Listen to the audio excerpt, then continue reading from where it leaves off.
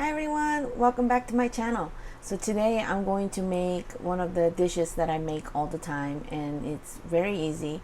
It is a breakfast item, but I have made it for dinner, and it's great because you can make a big pan of it and you can eat it for at least a couple of days, and the leftovers are just as good as the first day.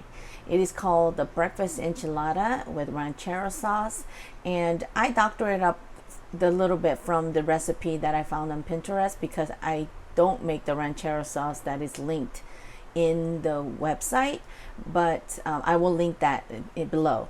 And what I use is make it easy for myself. I use enchilada sauce that you can buy at the store, and I use the green chile enchilada sauce, but you can use the red, whatever you prefer. We just prefer the green. I've tried both, and my husband and I like the green better. So here we go.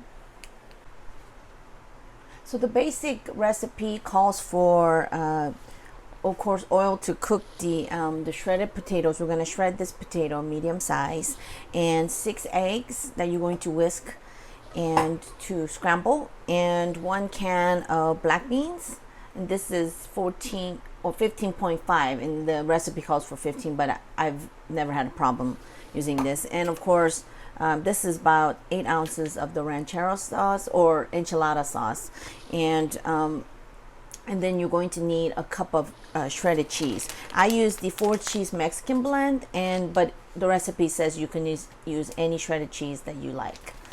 And also you're going to need about 8 to 10 tortillas, flour tortillas. I use the Carb Balance that I find at the local grocery store, or you can use any flour tortilla. I've made it with corn tortilla before, but it's not as soft and tasty as the flour tortilla. So we went back to the flour tortilla.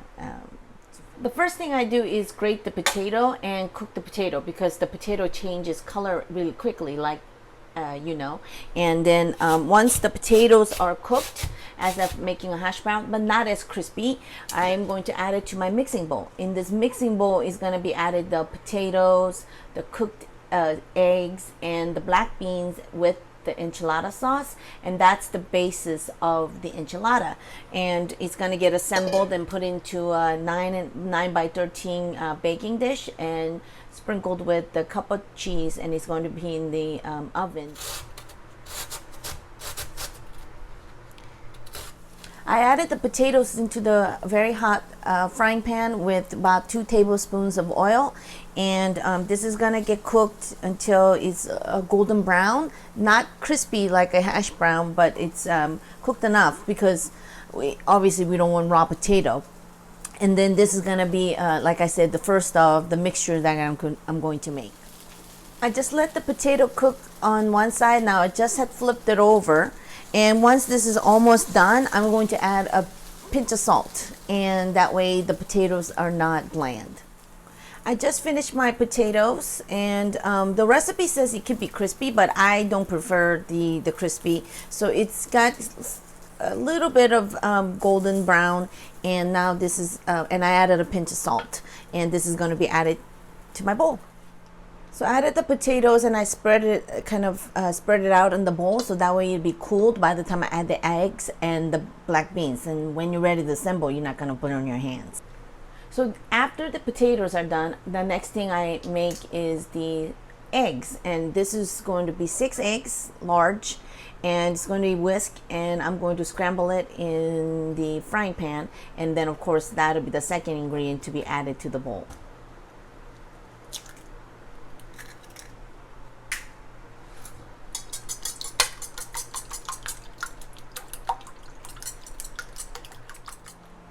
For the eggs, I use non-stick spray. That way I'm not adding additional oil to the recipe. And I do salt a little bit, so the eggs are also not bland. So the eggs are almost done. So I did salt it a little bit, so that way it's got a little bit of seasoning. That way it's not too bland. And this is going to be added obviously to the potato and the black beans next. So the eggs have been added to the potato mixture, and I'm trying to break up the eggs as little pieces as possible. That way you don't get big chunk of egg or little potato. Trying to make it as even as possible. So next thing is going to be the black beans. The recipe says to take a can of black beans and drain it and rinse it. And I do find that that's good because that way you don't get extra salt and the beans are feel more whole and it doesn't feel like it's all smooshed together. I've drained the beans and rinsed them until the water ran clear. Now this is going to be added to my potato and egg mixture. This is all going to get incorporated, the 3 ingredients, with the enchilada sauce. And like I said, I used the green enchilada sauce, but you can use the red, whatever your preference is. The recipe does say that you can use, chop up cilantros as a garnish, but my husband doesn't like cilantro too much, so we just eat it with salsa. Now I've incorporated all the 4 ingredients, the egg, the beans, the potato, and the enchilada sauce.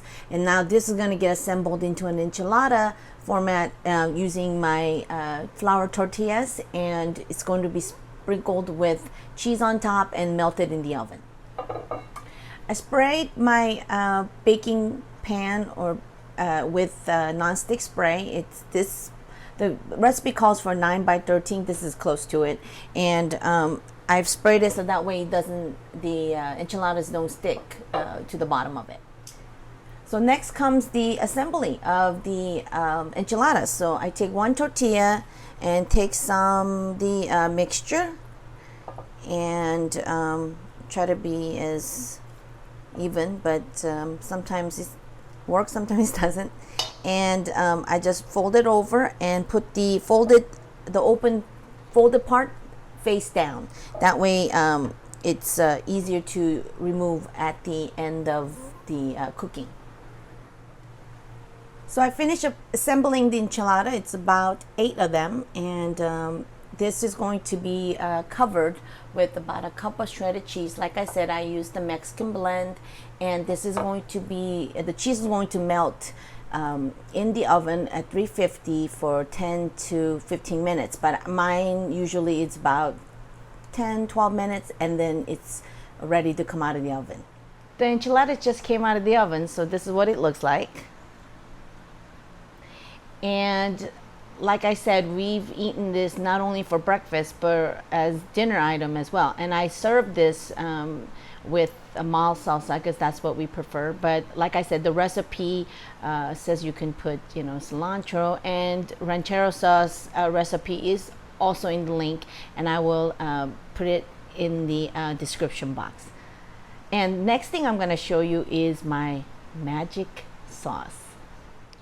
I called it my magic sauce, but really it's my magic sauce, not because I created it, but because I get to use it, and it feels like magic to me, because I always had issues with eating chicken or turkey, because it has that foul, gamey taste that I don't like, or the smell that I don't like, and so I end up not cooking chicken for my husband, who does like it. So what I learned from my aunt is a very simple liquid magic sauce. I guess that's the closest, and it's made with ginger root and vodka. So in this case, this is about a liter of vodka, and I'm going to add the ginger root that I'm just going to wash and then chop into pieces, and it's going to be added into a jar with a lid, and this is going to sit for 2 weeks before I'm going to use it. And when you finish letting it sit for 2 weeks, the color it's like a very faint gold color. I don't know if you guys can see it. Yeah. And I put this in the refrigerator, but the other batch that I have, and I'm almost done with it, I just left it in my cupboard, and I used it every time I marinate chicken or beef. And it just feels like magic, because I don't, I just get to enjoy the chicken, and I don't have to worry about the gaminess. And so here we go. I raised the ginger root in water, and I took my brush, vegetable peeler brush, and then I brushed the possible dirt that could be sitting in the crevices, and I'm going to pat this dry, and I'm going to make it into I'm going to chop it into little chunks.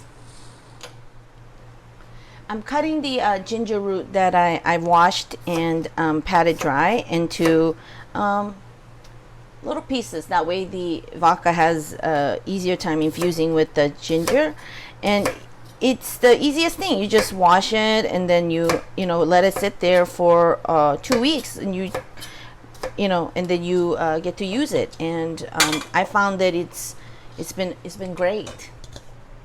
See, you see the ginger roots that I've chopped up. The smell is amazing. And like now, I'm going to add the 1 liter of vodka. Like I said, I went to the liquor store and asked for the cheapest bottle they had, because you don't need anything fancy. It's not using cocktail. You're just gonna use it for cooking. So there you go. Last time I just used 750 because I wasn't sure how much, if I was gonna like it or if it was really gonna work. So this time I thought be a little bold and make more. So I'm going to let this jar sit in my cupboard for 2 weeks before, of course, I'm gonna drain the alcohol infused with ginger mixture, and then throw away the ginger pieces, and start using, obviously, this batch. And this might be something all of you are aware of, and I just got wind of it recently, and I just been amazed by it. And thank you for watching, and see you next time.